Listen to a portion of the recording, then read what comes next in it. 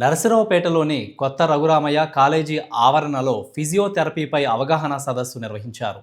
విద్యార్థులకు ఆరోగ్య పరిరక్షణలో ఫిజియోథెరపీ ప్రాముఖ్యతను వివరించేందుకు ఈ కార్యక్రమాన్ని ఏర్పాటు చేశారు. నెదర్లాండ్కు చెందిన ప్రముఖ మెరైన్ ఫిజియోథెరపీ నిపుణులు పక్షవాతం, కీళ్ల నొప్పులు, ప్రమాదాల అనంతరం గాయాలు, మానసిక లక్షణాలపై ఫిజియోథెరపీ ద్వారా అందించే చికిత్సా విధానాలను వివరించారు. ఈ కార్యక్రమంలో కళాశాల joint secretary Srinivasa Prasad, nursing principal D Gopinath, degree principal G V Rao, అధ్యాపకులు మరియు అధ్యాపకేతర సిబ్బంది పాల్గొన్నారు.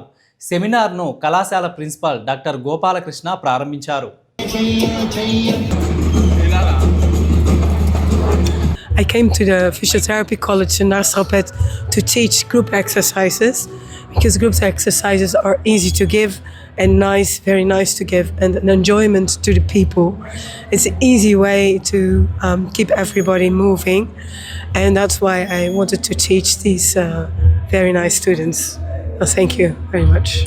తీవ్రమైనటువంటి మానసిక ఒత్తిడి, అదేవిధంగా బిజీ జీవనశైలి ఉన్నటువంటి ఈ రోజుల్లో ఫిజియోథెరపీ పాత్ర ఎనలేనటువంటిదిని నెదర్లాండ్స్కి చెందినటువంటి అన్న మేడం అనేది మేడం తెలియజేశారు.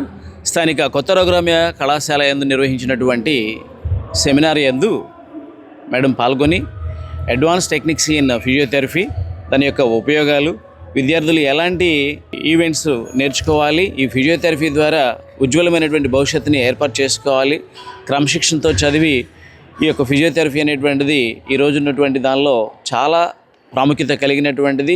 యాక్సిడెంట్లు కానీ, అదేవిధంగా పెరాలసిస్ కేసుల్లో కానివ్వండి, మానసికమైనటువంటి ఒత్తిడి ఉన్నటువంటి పరిస్థితుల్లో ప్రతి విద్యార్థులు కూడా ఈ యొక్క ఫిజియోథెరపీ మీద మంచి అవగాహన కలిగించి పరిపూర్ణమైనటువంటి దేహదారుఢ్యాన్ని, ఆరోగ్యాన్ని కలిగి ఉండాలని చెప్పేసి ఈ మన ముఖ్య అతిథిగా పాల్గొన్నటువంటి నెదర్లాండ్స్కి చెందిన అన్నే మేడం తెలియజేశారు.